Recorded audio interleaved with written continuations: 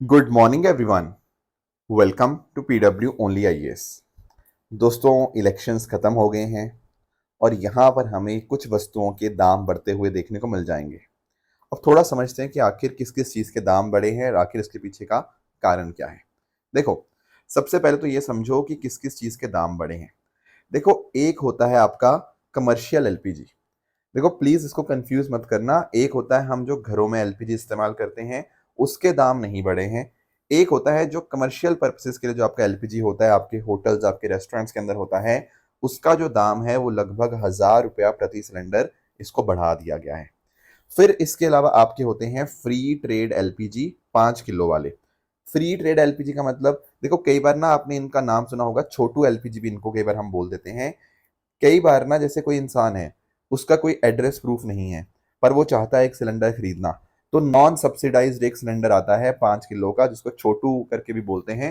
That is called as free trade LPG. वो भी 260 रुपये लगभग महंगा हो गया है। फिर इसके अलावा एक आता है बल्क डीजल। बल्क डीजल का मतलब क्या होता है? देखो, एक तो होता है हम पेट्रोल पंप पे जाके पेट्रोल भरवाते हैं, वो पेट्रोल वगैरह महंगा नहीं हुआ। पर जो बल्क डीजल होता है, बल्क डीजल मतलब जो बहुत बड़े क्वांटिटी के अंदर जो डीजल फ्यूल जो है परचेज करते हैं डायरेक्टली ऑयल मार्केटिंग कंपनी से, उसको बोलते हैं बल्क डीजल। जो पहले 137 हुआ करता था, अब उसको बढ़ा दिया गया है। ध्यान से सुनना, हमारे और आपके लिए डीजल महंगा नहीं हुआ, पर जो बड़े बड़े क्वांटिटी में डीजल फ्यूल परचेज करते थे ओएमसीज के माध्यम से, उनके लिए यहाँ पे डीजल महंगा कर दिया गया है। फिर आपके जो फ्लाइट्स होती हैं, ठीक है, फ्लाइट्स के अंदर आपका जो फ्यूल पड़ता है वो होता है एटीएफ, एविएशन टर्बाइन फ्यूल। तो इंटरनेशनल एयरलाइंस के लिए एटीएफ जो है वो यहाँ पर, उसके भी दाम यहाँ पे बढ़ चुके हैं। अब सवाल आता है क्या नहीं बदला? देखो, हमारा पेट्रोल और डीजल के दाम ये नहीं चेंज हुए हैं, इन बात को समझना। पेट्रोल डीजल जैसा पहले था वैसा ही यहाँ पे रहेगा। अब पॉइंट आता है कि सर, सरकार ने ऐसा क्यों किया? देखो, वो तो आप समझ ही गए होंगे क्यों किया ऐसा। क्योंकि एक तो देखो, दुनिया भर के अंदर वेस्ट एशिया का जो क्राइसिस चल रहा है, तो उस वजह से दाम तो बढ़ने ही थे। अब इलेक्शंस खत्म हुए हैं, फटाफट दाम बढ़ गए। पिछले बार भी ऐसा ही हुआ था, जब इलेक्शंस कंप्लीट होते हैं उसके बाद अचानक दाम आपको बढ़ते हुए देखने को मिलते हैं। अब इससे सर क्या क्या फर्क पड़ेगा? देखो, सबसे पहले तो देखो, जैसे मैंने आपको बताया ना, कमर्शियल एलपीजी महंगा हो गया है, तो जो रेस्टोरेंट्स हैं, होटल्स हैं, छोटे एंटरप्राइजेज हैं, उनके लिए यहाँ पे इनपुट कॉस्ट बढ़ जाएगी। इसके अलावा जो देखो, फ्लाइट्स के लिए जो आपका एटीएफ महंगा हुआ है, वो यहाँ पर हमारे ऊपर इम्पैक्ट आ सकता है। हो सकता है फ्लाइट्स बोलें कि चलो कस्टमर्स के लिए दाम बढ़ा दिए जाएं, ठीक है ना। इन्फ्लेशन आ सकता है और ज़्यादा, ठीक है, इस तरह से आप इसका इम्पैक्ट देख सकते हो। और बल्क डीजल में भी क्योंकि बढ़ोतरी हुई है, तो इससे आपका लॉजिस्टिक कॉस्ट यहाँ पे बढ़ सकती है, ट्रांसपोर्टेशन का खर्चा और ज़्यादा आ सकता है। तो इस तरह से देखो, बहुत भारी मार यहाँ पे पड़ रही है अपने रेस्टोरेंट्स और होटल्स के ऊपर। ऑलरेडी देखो, हमने पिछले टाइम्स में देखा था कि कैसे काफ़ी रेस्टोरेंट्स और होटल बंद भी हो गए थे, तो यहाँ पर भी सिमिलर इम्पैक्ट इसका यहाँ पे हो सकता है। अब देखो, सरकार को यहाँ पे क्रिटिसाइज किया गया है ऑपोजिशन के द्वारा, वो तो चलो चलता ही रहता है, बट अभी यहाँ पे आने वाले डेज में हो सकता है हमें यहाँ पे इन्फ्लेशन देखने को मिले, और वो हमने यहाँ पे डिस्कस भी किया। इसके अलावा दोस्तों, एक और इम्पॉर्टेंट मुद्दा जो हमें यहाँ पे आज न्यूज़पेपर में देखने को मिल रहा है, वो है जीएसटी कलेक्शन के रिगार्डिंग। जीएसटी कलेक्शन बढ़े हैं और ये रिकॉर्ड हमने यहाँ पे अचीव किया है, 2.43 लाख करोड़ अप्रैल 2026 के अंदर। थोड़ा इसको भी समझते हैं। देखो, जब हम बात करते हैं ना जीएसटी कलेक्शन की, तो इस बार कितना हुआ है अप्रैल के महीने के अंदर? 2.43 लाख करोड़। अगर आप इसको पिछले साल से कंपैरिजन करो, तो ये लगभग 8.7% यहाँ पे आपको इंक्रीज देखने को मिलेगा। अब सवाल आता है कि सर क्यों बढ़ा? What was the reason behind it? देखो, दो तीन चीजें तो बहुत सिंपल हैं। पहली चीज तो है कि डोमेस्टिक एक्टिविटी यहाँ पे अच्छी खासी रही है। देखो, लोग अगर कहीं ना कहीं खर्चा करेंगे तो जीएसटी पे होगा उनके ऊपर। चाहे जो भी चीज खरीद रहे हैं, अब तो बहुत सारी चीजों के ऊपर आपको जीएसटी देखने को मिलता ही है। तो कोई भी चीज आप खरीदते हो, राइट, उसके ऊपर आपको जीएसटी पे करना पड़ता है। तो डोमेस्टिक डिमांड अच्छी होगी तो जीएसटी के नंबर ज्यादा आएंगे। प्लस हमने कोशिश करी है कि जीएसटी की चोरी कम से कम हो, बेटर ढंग से चीज़ों को कंप्लाई किया जाए, तो उससे भी जीएसटी कलेक्शन यहाँ पे बढ़ा है। पर एक इंटरेस्टिंग बात यहाँ पे ये है कि इस बार के जीएसटी कलेक्शन बढ़ने के एक मेजर कारण है इम्पोर्ट का बढ़ना। अब आप लोग सोच रहे होंगे, सर हमने बाहर से सामान मान लीजिए कुछ मंगाया, हमने कुछ इम्पोर्ट करवाया, उससे जीएसटी कलेक्शन क्यों बढ़ रहा है? देखो, इस बात को ध्यान से समझना। जब हम बात करते हैं ना इम्पोर्ट की, तो इम्पोर्ट को हम लोग ट्रीट करते हैं एज इंटर स्टेट सप्लाई।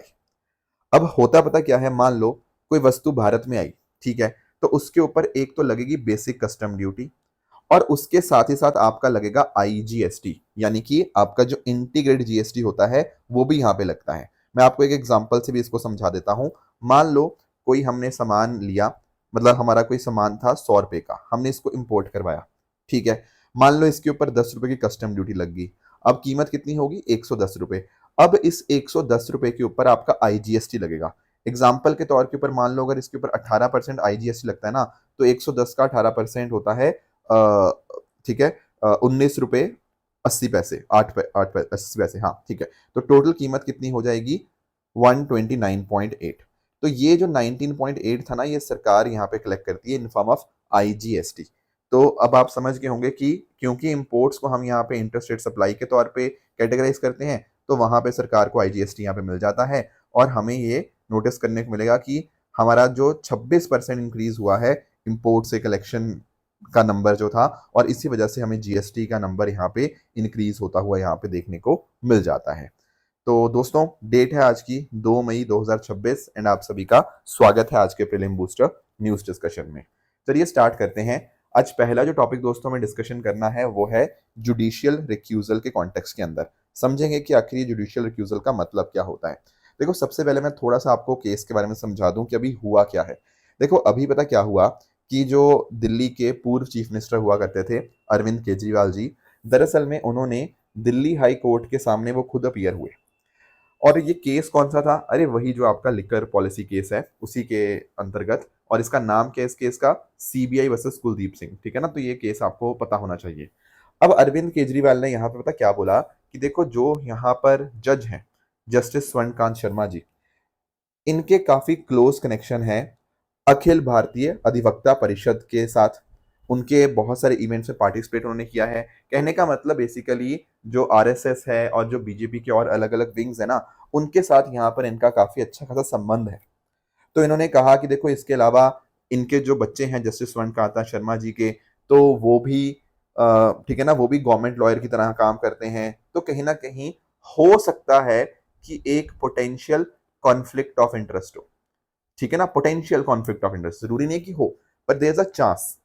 तो इन्होंने यहाँ पे ये बोला कि आपको इस केस से हट जाना चाहिए, क्योंकि ऐसा लग सकता है लोगों को कि यहाँ पर न्याय ना मिले।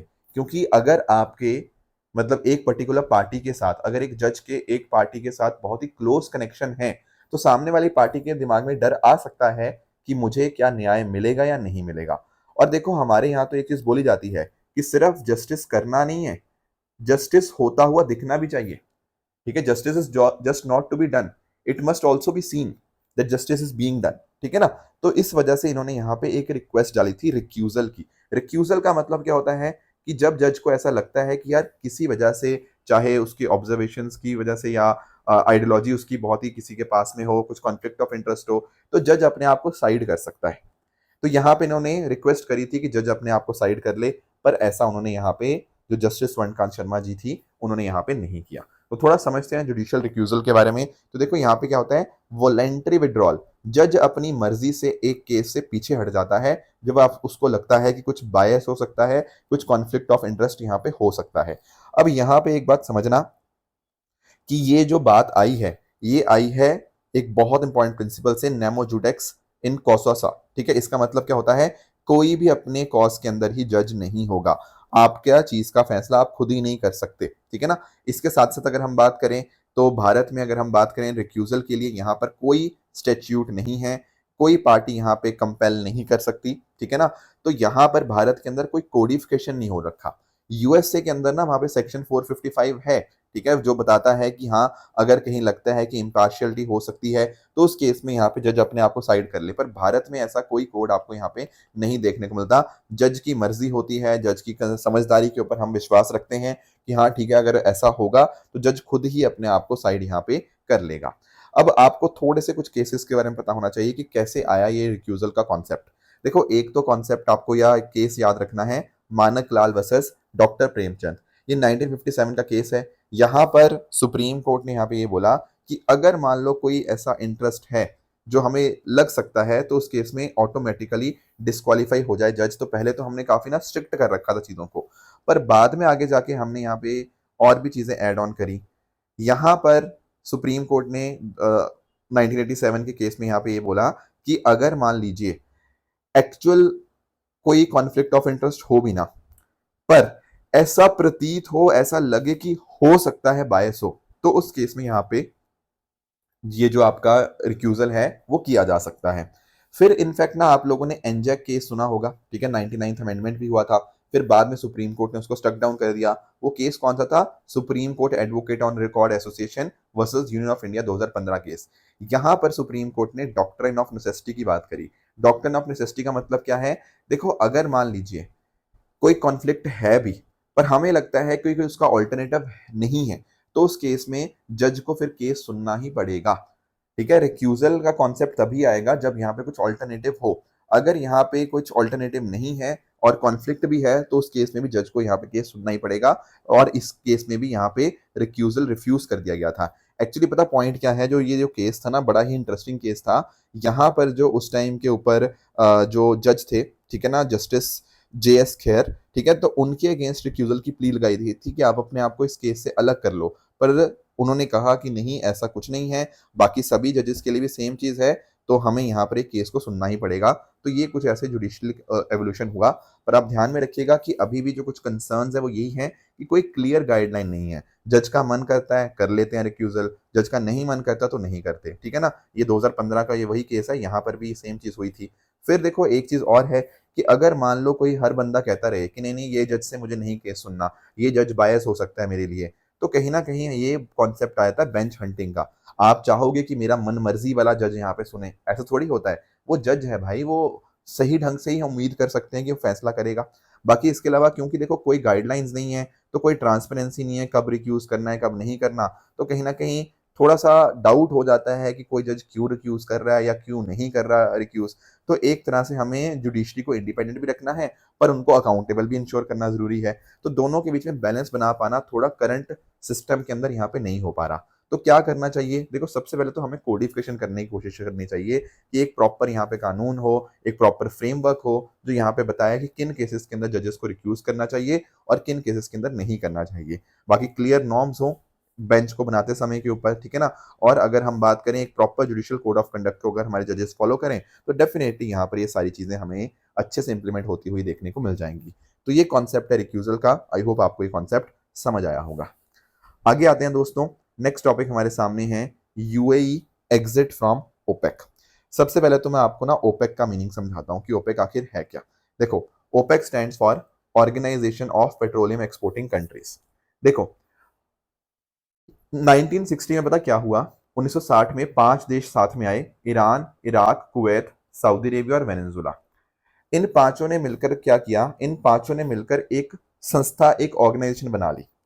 अब क्योंकि ये काफी ज्यादा तेल एक्सपोर्ट करते थे, तो उन्होंने सोचा कि यार देखो, हम लोग ना मिलकर क्या कर सकते हैं, मिलकर डिसाइड कर सकते हैं कि तेल की सप्लाई कितनी होनी चाहिए। अब तेल की सप्लाई है तो कहीं ना कहीं अगर इनके आसपास में काफी अच्छा खासा कंट्रोल होगा, तो तेल के दाम कैसे ऊपर नीचे होंगे ये अपनी मर्जी से डिसाइड कर सकते हैं। और इसीलिए यहां पर इन्होंने अपनी एक संस्था बना ली थी 5 देशों ने, that is known as the Baghdad conference. ठीक है, और इसके ही नाम था ओपेक। तो इसका हेडक्वार्टर कहाँ पे है? वियना, ऑस्ट्रिया के अंदर। अब हुआ पता क्या, इसके अंदर ना मेंबर जुड़ते गए, कुछ मेंबर ने छोड़ा भी। जैसे फॉर एग्जांपल अगर मैं बात करूं इक्वाडोर की, इक्वाडोर ने 2020 में छोड़ा, कतर ने 2019 में छोड़ा था, एंगोला ने छोड़ा था, और अब जाके यूएई ने भी छोड़ दिया है। एक्चुअली अभी इसके 12 मेंबर हुआ करते थे, पर अब यहाँ पे यूएई ने इसको यहाँ पे छोड़ दिया है।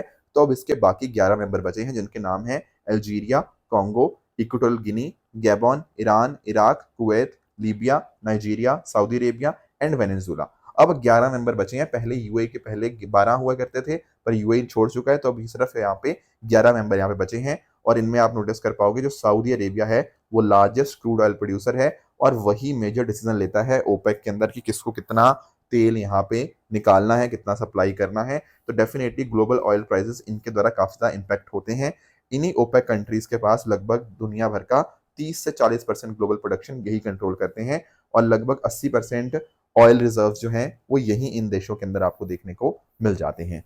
अब ये तो है ओपेक, पर इसका एक एक्सटेंडेड वर्जन भी है जिसको हम लोग जानते हैं ओपेक प्लस के नाम से। इसमें देखो ओपेक के देश तो हैं ही हैं, पर उसके अलावा कुछ ऐसे देश भी हैं जो ओपेक का पार्ट नहीं है, पर वो मेजर ऑयल प्रोड्यूसर, जैसे फॉर एग्जांपल इसमें आप नोटिस कर पाओगे रशिया, मेक्सिको, कजाकिस्तान, ये बाकी देश भी आपको यहाँ पे देखने को मिल जाएंगे, ये ओपेक प्लस में आ जाते हैं। तो ओपेक देश तो थे ही थे, प्लस कुछ नॉन ओपेक देश भी मिल जाते हैं, उसको बोलते हैं हम ओपेक प्लस। 2016 में इसको यहाँ पे बनाया गया था। उस टाइम एक्चुअली ना यूएस शेल ऑयल की वजह से दुनिया भर के ऑयल के दाम काफी कम हो गए थे, तो उसके बाद से इसको यहाँ पे ओपेक प्लस में यहाँ पे बनाया गया, और ये सारे ओपेक प्लस मिलकर लगभग 50 से 60% ग्लोबल ऑयल आउटपुट के अंदर कंट्रीब्यूट करते हैं। तो अभी यूएई ने यहाँ पे एग्जिट किया है। सवाल आता है कि यूएई ने एग्जिट क्यों किया? देखो उसका आप रीजन समझना। एक्चुअली पता क्या है, अगर हम बात करें ओपेक के अंतर्गत अलग अलग देशों को कोटा दे रखा है कि आप कितना ऑयल यहाँ पे यूटिलाइज कर पाएंगे, आप कितना आप ऑयल को निकाल पाएंगे। तो यहाँ पर यूएई के ऊपर जो लिमिट थी वो 3.4 मिलियन, ठीक है, बैरल पर डे, ये कोटा यहाँ पे इसका लगाया गया था कि इससे ज्यादा आप नहीं निकाल पाओगे। पर यूएई ने बोला है कि भाई मेरी कैपेसिटी तो अच्छी खासी है, मैं तो 5 मिलियन बैरल पर डे यहाँ पे कर सकता हूँ। अब इस वजह से क्योंकि इसके ऊपर रोक लगाई गई थी कि और आपने प्रोडक्शन करनी तेल की, तो उस चक्कर में यहाँ पे यूएई ने एग्जिट किया। पर एक कारण नहीं है, इसके अलावा देखो यूएई पता क्या जाता है कि कहीं ना कहीं अब वो अपने आप को डाइवर्सिफाई करे, अब वो नॉलेज बेस्ड इकोनॉमी की तरफ भी जाए। अब देखो उसको टेक्नोलॉजी की तरफ जाना है, एजुकेशन सर्विसेज में अच्छा करना है, उसके लिए चाहिए पैसा, और पैसे के लिए यहाँ पे ये तेल का इस्तेमाल कर सकते हैं। पर क्योंकि ओपेक ने इसके ऊपर लिमिट लगाई गई है, तो उसको डर लग रहा है यार मैं कैसे फिर और चीज़ों में इन्वेस्ट कर पाऊंगा। फिर एट द सेम टाइम अगर हम बात करें तो आज के समय जो ईरान कॉन्फ्लिक्ट चल रहा है, तो उस चक्कर में भी काफ़ी ज़्यादा डिस्ट्रप्शन हमें देखने को मिलते हैं, ठीक है ना। तो उसके भी बाहर अगर जाएगा यूएई, तो डेफिनेटली वो चाहता है कि थोड़ी सी उसकी भी खुद की ऑटोनॉमी हो, वो खुद डिसाइड करे कि किसके साथ उसको यहाँ पे तेल बेचना है, कैसे प्रोडक्शन यहाँ पे करनी है। तो इन सभी कारणों की वजह से यूए ने यहाँ पे ओपेक से यहाँ पे बाहर हो चुका है। अब इसका इम्पैक्ट क्या आ सकता है? देखो एक तो पहली बात है कि ओपेक का जो कंट्रोल है अब वो कम हो रहा है। जैसे ना सेंट्रल बैंक क्या करता है, सेंट्रल बैंक जैसे दुनिया भर के अंदर मतलब अलग अलग देशों के अंदर क्या रेट्स रहने चाहिए वो डिसाइड करता है ना। अब यहाँ पे ओपेक भी दुनिया भर में ऐसे ही बना हुआ था, वही डिसाइड करता था कि तेल का दाम क्या होगा। पर अब जैसे यूएई बाहर गया है, तो ये सेंट्रल बैंक वाली जो इसकी इमेज हुआ करती थी ना, उसको एक धक्का लगेगा। Plus at the same time अब तेल की सप्लाई बढ़ेगी क्योंकि यूएई और सप्लाई करेगा। प्राइस भी थोड़े बहुत हो सकता है कम हो पाए यहाँ पे, क्योंकि यूएई जब ज्यादा सप्लाई करेगा तो तेल के दाम कम हो सकते हैं। बाकी देखो यूएई जो है लगभग 4 से 4.5% यहाँ पे क्रूड ऑयल प्रोडक्शन के अंदर कॉन्ट्रीब्यूट करता है। टॉप 10 वर्ल्ड प्रोड्यूसर में से एक आपको देखने को मिल जाएगा। तो डेफिनेटली यूएई प्रोडक्शन काफी अच्छी खासी कर सकता है, और भी इससे ज्यादा। फिर ऑयल मार्केट में कंपटीशन यहाँ पे बढ़ेगा, ठीक है, प्रोडक्शन और ज्यादा हो सकता है, यहाँ पे कॉम्पिटिटिव हो, दाम सस्ते हो सकते हैं, ठीक है। जो देश कहीं ना कहीं इंपोर्ट करवाते हैं उनको यहाँ पे फायदा हो सकता है। जैसे भारत की बात करें ना, तो भारत को कम तेल के रेट से फायदा हो सकता है इसके अंतर्गत। बाकी देखो ओपेक प्लस के बीच में जैसे फॉर एग्जांपल रशिया के साथ भी थोड़े बहुत लोग जो कंट्रीज हैं वो यहाँ पे अग्री नहीं कर पाते, तो यहाँ पर भी इनके बीच में एक लड़ाई का यहाँ पे संभावना बनती हुई देखने को मिल रही है। लड़ाई का मतलब ये नहीं कि अटैक कर देंगे, बट कहीं ना कहीं फ्रिक्शन हमें यहाँ पे इनके बीच में देखने को यहाँ पे मिल रहे हैं। नेक्स्ट आएंगे दोस्तों, अगला टॉपिक हमारे सामने है सेबी ऑपरेशनलाइजेस पार्व टू बूस्ट ट्रांसपेरेंसी। थोड़ा इस बात को अंडरस्टैंड करते हैं कि आखिर इस चीज का मतलब क्या है। देखो मैं आपको ना बहुत सिंपल एग्जांपल से समझाता हूँ इसका मीनिंग क्या है। कई बार ना आप लोगों ने कई एडवर्टीजमेंट्स देखी होंगी, कभी यूट्यूब के ऊपर, कभी टेलीग्राम के ऊपर, कहीं और जगह, जो आपको बोलते हैं कि भाई आप ना मेरी बातें समझा करो, मेरी बातें सुना करो, मैंने पिछले 1 साल में 100% रिटर्न्स दिए हैं, लोगों को करोड़ों रुपए मैंने यहाँ पे बनवा के दे दिए, मैंने पिछले साल 5 करोड़ की कमाई करी है। ऐसा आपने कई बार सुना होगा। अब जो भोले वाले लोग होते हैं वो भी यहाँ पर इनकी बातों में आ जाते हैं, वो भी इनके कहने के ऊपर कहीं पर भी पैसा लगा देते हैं। फिर पैसा लगा देते हैं, बाद में उनको लगता है कि उनका पैसा तो डूब गया। और इनफैक्ट ना ऐसे पिछले साल कई केसेस आए। इनफैक्ट ना कुछ ऐसे ऐसे लोग थे जो बड़े बड़े क्लेम्स करते थे कि मैंने तो 10 करोड़ की कमाई करी, मैंने 50 करोड़ की कमाई करी। और एक्चुअल में क्या होता था कि वो कभी आपके सामने डेटा दिखाते नहीं थे। इनफैक्ट एक बहुत ही फेमस इन्फ्लुएंसर था जिनको हम लोग फिनफ्लुएंसर के नाम से भी जानते हैं, तो उसना वो तो खुद एक्चुअल में लॉस में था, खुद नुकसान में था। लोगों को बोलता था कि मेरा कोर्स खरीद लो, एंड मेरा कोर्स खरीदोगे तो रातों रात में आप करोड़पति बन जाओगे। अब किसी ने उससे कभी डेटा नहीं मांगा, वो कभी अपना डेटा नहीं जारी करता था कि हाँ दिखाओ भाई कि वाकई तुमने इतना पैसा कमाया है या नहीं कमाया है। अब झूठे वादे करते रहते थे कि मैंने खुद इतना कमाया है, आपको भी मैं इतना कमाने की स्ट्रेटजी बता दूंगा। अब ऐसा नहीं कर पाएंगे, क्यों? अब यहाँ पे सेबी ने एक प्लेटफॉर्म यहाँ पे आप कह सकते हो एक तरह से ले आया है जिसका नाम है पार्फ। It stand for past risk and return verification agency. अब पता क्या होगा, एक ऐसा प्लेटफॉर्म होगा जिस पर जो भी आपके जो एजेंट वगैरह होते हैं, जो भी आपके इंटरमीडियरीज होते हैं ना, वो सारा का सारा अपना जो डेटा है वो सबमिट करेंगे। फिर सेबी क्या करेगी, इस डेटा को चेक करेगी कि भाई वाकई में तुमने इतने परसेंट पे कमाई करी है या नहीं करी है, उसको ऑथेंटिकेट करेगी उस पर्टिकुलर डेटा को। फिर वही वेरीफाइड डेटा ही आप आगे लोगों को दिखा पाएंगे। अब आपके सामने ना ऐसी एडवर्टीजमेंट नहीं आया करेगी कि मैंने 100% कमाई करी। जितना उनका होगा 10%, 12%, 15% जो भी होगा, तो वो चीज हो पाएगी। समझे मेरी बात को? तो रैंडमली कोई भी इंसान उठ के देखो मैंने क्लेम किया, मेरा ये है, मैं ऐसे क्लेम तो कोई भी कर देता है, पर सच क्या है, तो वो सच आपको यहाँ पे अब दिखना स्टार्ट हो जाएगा। आप ऐसे समझ पाओगे कि ये एक तरह का फैक्ट चेकिंग एजेंसी आप कह सकते हो। ये सच आपके सामने बताएगी कितना रिटर्न्स एक्चुअल में उनका था। एक बार फैक्ट चेक हो गया तभी आप वो एडवर्टाइज कर पाओगे। तो वेरीफाइड परफॉर्मेंस डेटा ही यहाँ पे लोगों तक यहाँ पे पहुंच पाएगा। तो इसका पायलट जो था वो 2025 में हमने पायलट बेसिस को लॉन्च किया था, पर अब यहाँ पे 4 मई से यहाँ पे इसके पूरे ऑपरेशन यहाँ पे स्टार्ट होने वाले हैं। और यहाँ पे इसको इंप्लीमेंट करेगा national stock exchange of India, और उसके साथ साथ जो आपका केयर रेटिंग्स है, ये केयर रेटिंग्स क्या है, ये एक तरह की क्रेडिट रेटिंग एजेंसी है, ये यहाँ पे इनको इंप्लीमेंट करेगी। तो पास्ट परफॉर्मेंस का जो भी वेरीफाइड डेटा होगा उसके हिसाब से ही चीजें यहाँ पे बताई जा पाएंगी। कोई रैंडम इंसान अब उठ के यहाँ पे कुछ भी फालतू का क्लेम यहाँ पे नहीं कर पाएगा। आगे चलते हैं दोस्तों। नेक्स्ट टॉपिक हमारे सामने है यूएन सेक्रेटरी जनरल के कॉन्टेक्स्ट के अंदर। दोस्तों जब हम बात करते हैं ना यूएन सेक्रेटरी जनरल की, तो सबसे पहले तो थोड़ा समझते हैं। देखो ये बहुत इंपॉर्टेंट पोजीशन बन जाती है। इनको हम लोग चीफ एडमिनिस्ट्रेटिव ऑफिसर के अंतर्गत के नाम से भी हम यहाँ पे जानते हैं इनको। और इनका काम देखो यही होता है कि जो भी यूएन सेक्रेटरीट होता है ना, उसकी फंक्शनिंग को देखना इन्हीं की यहाँ पे जिम्मेदारी बन जाती है। बाकी ये चीफ डिप्लोमेट के तौर के ऊपर दुनिया भर के अंदर यहाँ पे काम करते हैं। कुछ ऐसे मुद्दे होते हैं जिससे दुनिया में युद्ध चल रहा है या शांति स्टैब्लिश करनी है, तो ऐसे मुद्दों को यहाँ पर ये यूएन सिक्योरिटी काउंसिल के सामने यहाँ पे रखते हैं। तो यानी कि ना दुनिया के में अंदर किस चीज़ के बारे में बातचीत होनी चाहिए, चाहे वो क्लाइमेट चेंज है, कैसे मुद्दों को सॉल्व करना चाहिए, सस्टेनेबल डेवलपमेंट कैसे होनी चाहिए, तो वो सारे काम जो है वो UN security general secretary general जो है वो यहाँ पे देखते हैं। अभी आज के समय जो सेक्रेटरी जनरल हैं वो है एंटोनियो ग्यूटरेस, राइट। पर अब यहाँ पर इलेक्शन होने वाले हैं इस चीज के रिगार्डिंग।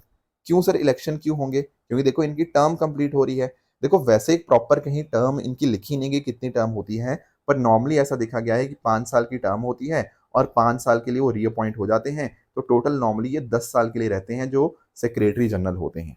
ठीक है, अब इनका प्रोसीजर कैसे होगा? देखो होगा पता क्या, यहां पर यूएन सेक्रेटरी जनरल को चूज करने के लिए सबसे पहले होती हैं नॉमिनेशंस। कोई भी देश ऐसा होगा वो यहां पर नॉमिनेट कर सकता है, एक कैंडिडेट को सजेस्ट कर सकता है। नॉर्मली ऐसा देखा गया कि बहुत ही समझदार इंसान को ये लोग नॉमिनेट करते हैं। कोई डिप्लोमेट हो सकता है, कोई किसी देश का फॉर्मर प्रेसिडेंट या प्राइम मिनिस्टर हो सकता है, कोई एक्सपीरियंस इंटरनेशनल लीडर हो सकता है। उनको यहाँ पर सबसे पहले यहाँ पे नॉमिनेट किया जाता है। मतलब एक तरह से कह लो कि यहाँ पे प्रॉपर एक नॉमिनेशन हो गया, कुछ लोग मतलब यहाँ पे सामने आ गए। फिर क्या होगा, फिर देखो security council, UN security council का यहाँ पे रोल है। अब यूएनएससी के अंदर आप लोग जानते होंगे एक तो है परमानेंट 5 और उसके अलावा 10 नॉन परमानेंट मेंबर होते हैं। अब ये 15 देश है ना जो, ये आपस में मिलकर यहाँ पर एक तरह से कह कि इनफॉर्मल बेसिस के ऊपर इनकी वोटिंग होती है। इनको हम लोग ना स्ट्रॉ पोल बोलते हैं, ये जो इनफॉर्मल वोटिंग होती है। अब हर मेंबर किसी पर्टिकुलर चीज को, किसी पर्सन को इनकरेज करेगा या डिस्करेज करेगा। तो पॉइंट पता क्या है कि जिस पर्सन को सिलेक्ट करना है ना, उनके पास कम से कम 9 वोट्स आनी चाहिए out of total 15। Plus at the same time जो परमानेंट 5 है उन्होंने उस मेंबर को वीटो ना किया हो। जब इनको ये पर्सन मिल जाता है जिसको इस तरह से वोटिंग के अंदर अच्छा यहाँ पे नंबर मिलता है, तो अकॉर्डिंगली क्या होता है, फिर वो पर्सन का नाम यूएन जनरल असेंबली यूएनजीए के पास जाता है एंड अकॉर्डिंगली मेजोरिटी वोट के साथ उसको यहाँ पे कंसेंसस के साथ यहाँ पे पास कर दिया जाता है। होता पता क्या है, जो नाम सिक्योरिटी काउंसिल ने दे दिया उसी को यूएन जनरल असेंबली यहाँ पे एक्सेप्ट कर लेती है। और जैसा मैंने बताया कि नॉर्मली ये 5 साल के लिए यहाँ पे होते हैं और 5 साल के लिए इनको फर्दर यहाँ पे रीअपॉइंट कर दिया जाता है। तो नॉर्मली 10 साल के लिए यहाँ पे इनको प्रोसेस आपको यहाँ पे देखने को मिल जाएगा। अब पॉइंट पता क्या है, एंटोनियो ग्यूटेस जी का तो टाइम अब कंप्लीट होने वाला है। अब इनकी जगह नए पर्सन कौन आएंगे? नए पर्सन हो सकता है इनमें से कोई हो जो यहाँ पे आपके सामने नाम लिखे हुए हैं। जब नाम आ जाएगा तो मैं आपको बता दूंगा, पर अभी इनमें से कोई हो सकता है। अब इनमें एक चीज नोटिस करना, एक चिली से है, एक सेनेगल से है, एक आपके head of international atomic energy agency से है और एक head of UN conference on trade and development है।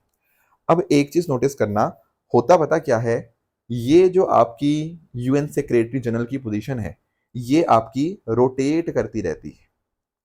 सिर्फ ऐसा नहीं कि यूएसए का बंदा ही बनेगा, सिर्फ ऐसा नहीं कि वेस्टर्न यूरोपियन कंट्री से बनेगा ना, रोटेशन पॉलिसी यहाँ पे होती है। तो अभी यहाँ पे जो आपको 4 नाम दिख रहे हैं ना, ये सारे के सारे लैटिन अमेरिका और कैरेबियन वाले देशों से। समझ पाए? क्योंकि इस बार जो सेक्रेटरी जनरल बनने की जो टर्न है ना, वो लैटिन अमेरिका और कैरेबियन वालों की है। तो इस तरह से यहाँ पे होगा। तो डेफिनेटली बहुत इंपॉर्टेंट यहाँ पे बन जाता है। दुनिया के अंदर कैसे डिसीजंस होंगे वो बहुत इंपॉर्टेंट डिपेंड करते हैं।